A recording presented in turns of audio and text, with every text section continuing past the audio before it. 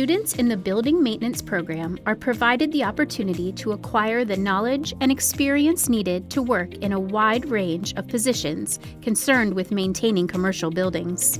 The skills learned in this program help students gain experience in many areas needed for maintenance and repair work.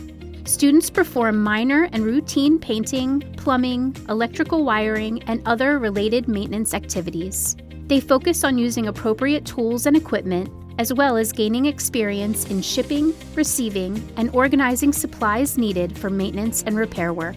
This program helps students demonstrate the wide range of skills needed by employees in the expanding building engineering industry.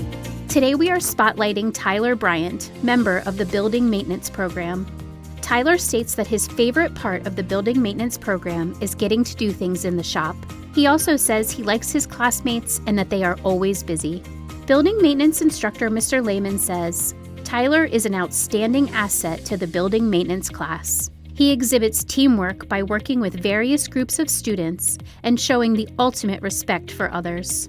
Tyler is always on task and shows initiative to be the one who volunteers for new tasks. His work effort will be what his future employer values the most.